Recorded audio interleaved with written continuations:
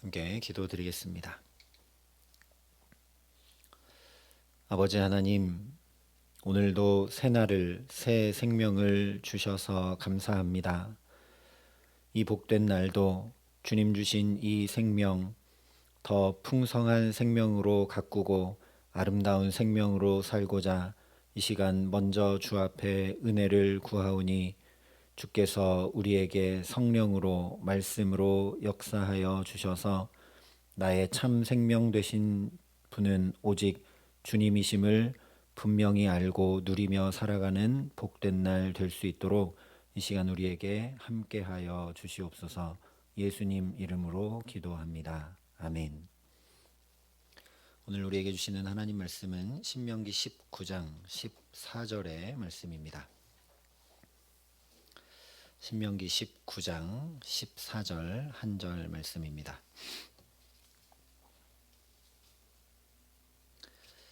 신명기 19장 14절 말씀을 제가 봉독해 드리겠습니다. 하나님의 말씀입니다.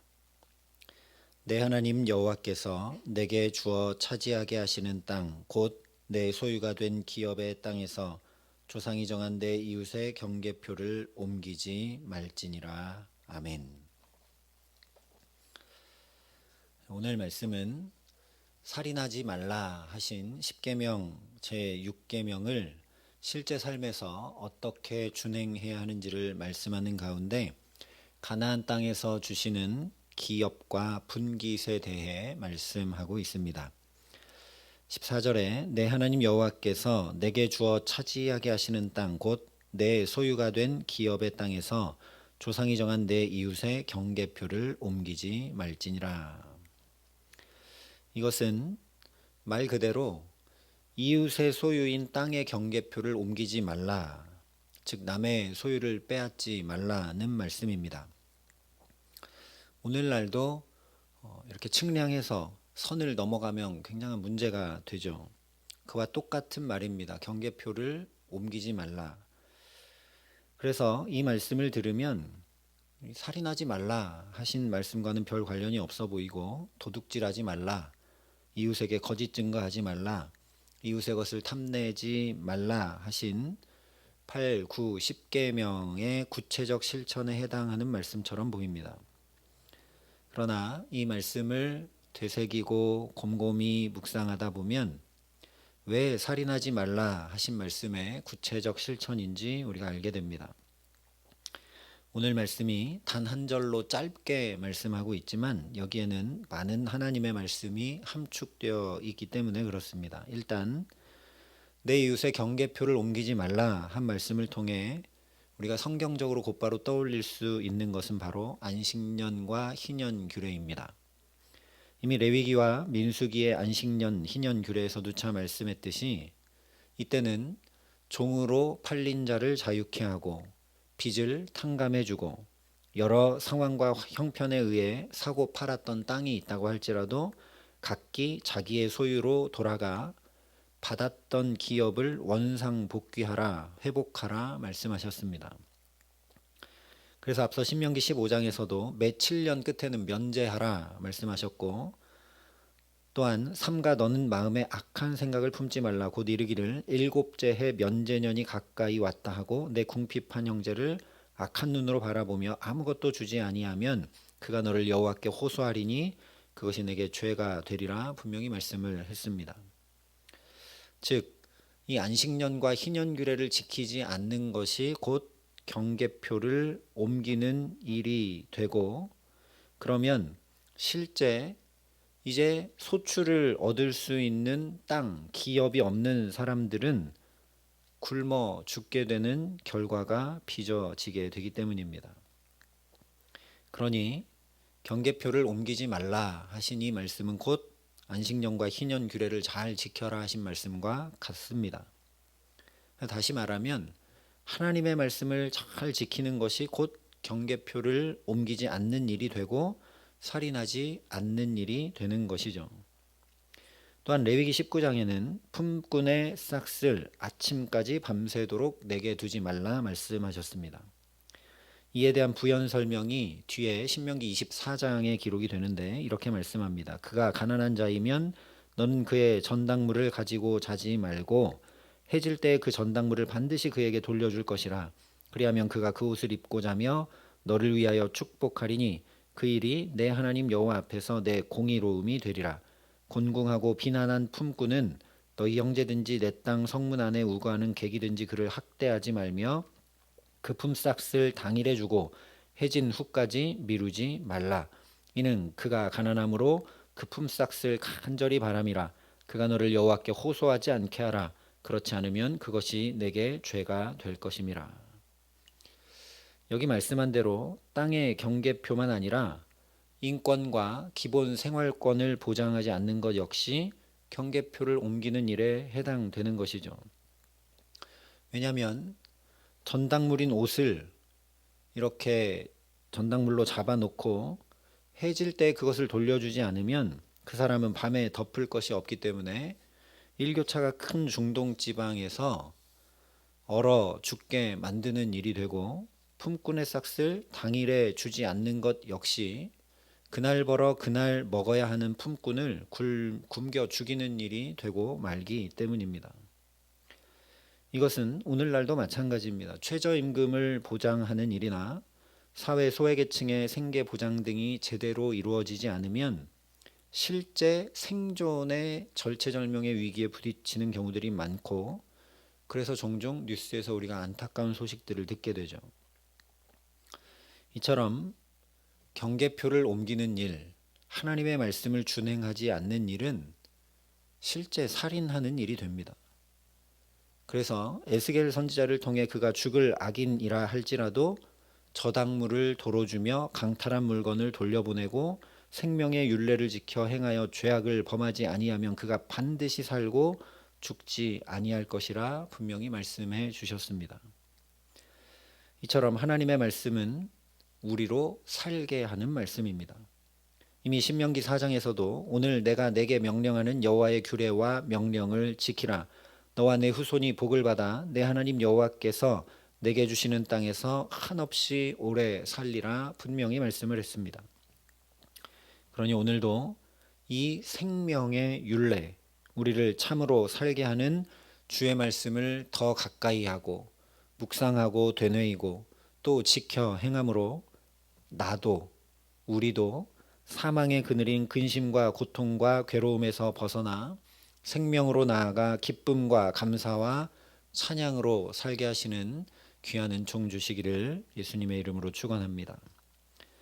특별히 오늘 말씀을 보면 경계표를 옮기지 말라 하신 이웃의 기업은 조상이 정했다, 이렇게 말씀을 하고 있습니다. 그런데 이 조상들이 땅의 경계를 자기들 힘으로 정했거나 또는 누가 더 힘이 센가에 따라서 그것을 가지고 정했거나 이스라엘 12지파의 연장자 순으로 정한 것이 아닙니다. 민수기 33장 34장에서 명확히 말씀하셨던 대로 조상들이 정한 땅의 경계는 모두 하나님께서 제비 뽑아 나누라 하신 말씀을 그대로 준행한 결과입니다. 그렇기 때문에 오늘도 내 하나님 여호와께서 내게 주어 차지하게 하시는 땅이라고 명백히 밝혀 말씀한 것이죠. 그러니 땅의 경계표를 옮기는 것은 도둑질, 거짓 증거, 탐심의 정도가 아니라 무엇보다 하나님이 제비 뽑아 그렇게 경계를 정해 주셨는데 그 하나님의 주권을 인정하지 않고 내 마음대로 행하겠다는 선포와 같습니다. 문제는 그렇게 했을 때, 즉 하나님의 말씀을 지켜 행하지 않을 때 실제 살인이 일어났다라는 사실입니다.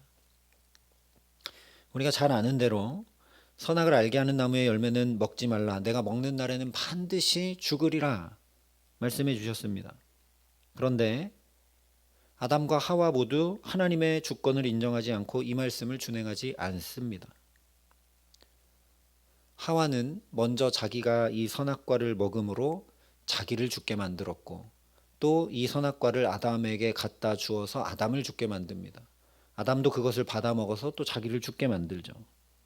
영원히 살 수 있었던 그들이 더 이상 에덴 동산에 살지 못하고 실제 죽음에 이르게 됩니다. 하나님도 너는 흙이니 흙으로 돌아갈 것이니라 분명히 말씀하시죠. 더 직접적인 경우는 가인에게서 드러납니다. 자기의 제사가 연락되지 못한 것으로 인해 잔뜩 분노한 가인에게 하나님께서 친히 찾아가셔서 이렇게 말씀하십니다. 내가 분하여 함은 어찌 됨이며 안색이 변함은 어찌 됨이냐. 내가 선을 행하면 어찌 낯을 들지 못하겠느냐. 선을 행하지 아니하면 죄가 문에 엎드려 있느니라. 죄가 너를 원하나 너는 죄를 다스릴지니라. 그런데 가인이 이 말씀을 준행하지 않자 하나님의 주권을 인정하지 않고 자기 마음대로 행하자 실제 아벨이 죽게 되는 살인이 일어나게 됩니다. 우리가 이것을 반드시 주목해야 합니다. 우리가 하나님의 말씀 따르지 못하고 준행하지 못하는 것이 마치 아담과 하와가 그랬듯이 당장 뭐 그렇게 큰 일이 일어나는 것처럼 보이지 않는지 몰라도 사실은 심각한 일, 생명에서 사망으로 옮겨지는 일이 일어나고 있는 것이기 때문입니다. 그래서 매번 부단히 말씀을 붙들고 살라 하는 것이고 부단히 말씀을 지켜 행하라 하는 것이고 신명기는 계속해서 너희는 들어라, 하나님의 말씀을 들어라, 너희를 살게 하는 하나님의 말씀을 듣고 준행하라 계속 얘기하는 것입니다. 물론 우리 힘과 능력으로는 하나님의 말씀 지켜 행할 수가 없죠. 우리가 너무 그것에 연약하다는 것을 잘 압니다. 매번 내 마음대로 하고 싶고 내 뜻대로 하고 싶고 내 계획대로 하고 싶고 심지어 하나님도 내가 계획한 것을 이루어 주실 수 있도록 그 능력을 더해달라고 할 때가 더 많죠.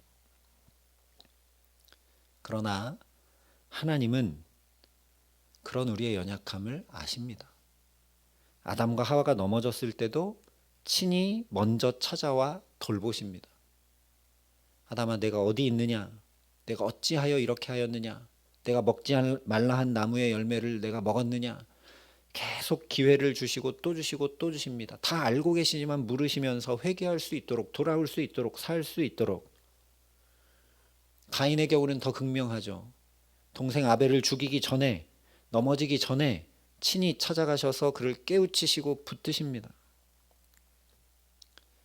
그때 하나님 앞에 엎드리면 되는데, 하나님 앞에 엎드리면 되는데 아담과 하와도 가인도 그렇게 하지 않고 자기들 뜻대로 끝까지 행하다가 사망의 그늘 아래 거하고 말게 됩니다.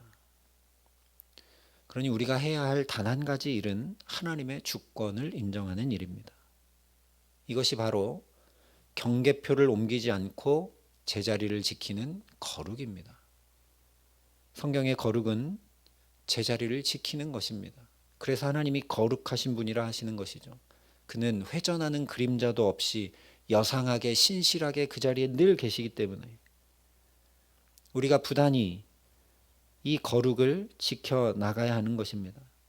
실제 이 거룩이 무너지면 피조물로서의 제자리를 지키지 못하고 하나님의 주권 인정하지 못하고 내 마음대로 행하거나 남편과 아내, 부모와 자녀, 목사와 성도, 일터와 교회, 나라와 나라의 제자리가 지켜지지 못하면 처음 아담과 하와가 그랬듯이 현재 우크라이나와 러시아 전쟁에서 극명하게 보고 있듯이 가정도 일터도 사회도 삶도 다 무너지게 되어 있습니다. 그러나 하나님의 주권을 인정하며 제자리를 지킬 때 정반대로 사망에서 생명으로 옮겨지게 됩니다. 우리가 잘 아는 다윗이 그랬죠.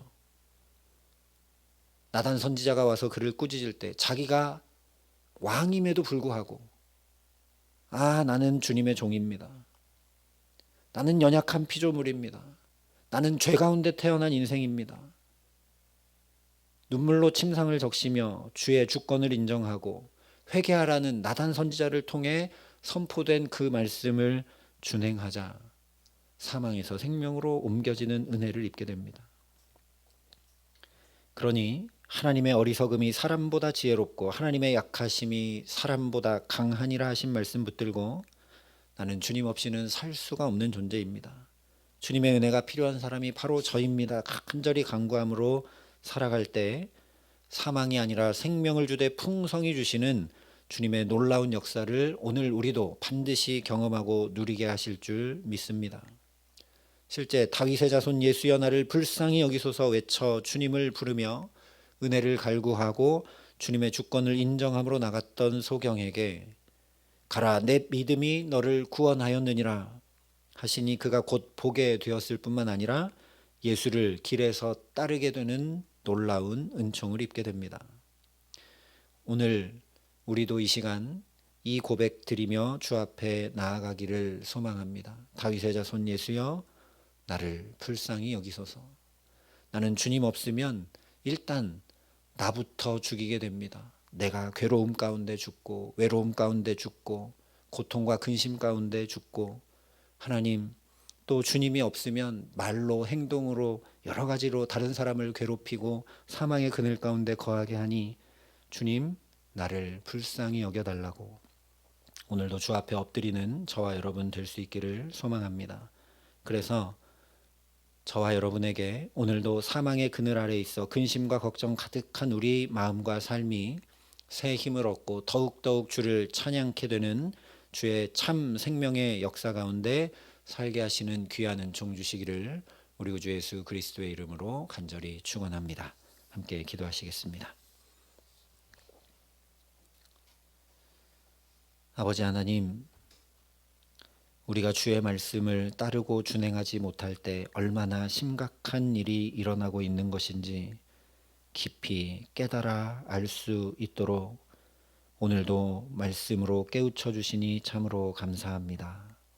하나님, 그러니 오늘도 주의 말씀 부단히 지켜 준행함으로 살인하지 말라 하신 계명을 먼저 나에게 지키고 또한 다른 이들에게 지켜 행함으로 살아갈 수 있도록 우리를 성령으로 충만케 하여 주시옵소서. 우리의 연약함을 도우시는 성령 하나님, 우리에게 임하여 주셔서 다윗의 자손 예수여 나를 불쌍히 여기소서. 때마다 일마다 순간마다 고백함으로 주의 주권을 인정하고 주의 은총을 구하고 주의 도우심을 바라며 이 하루 주께서 주시는 그 충만한 생명 가지고 살아갈 수 있도록 우리에게 이 시간 함께 하시고 역사하여 주시옵소서.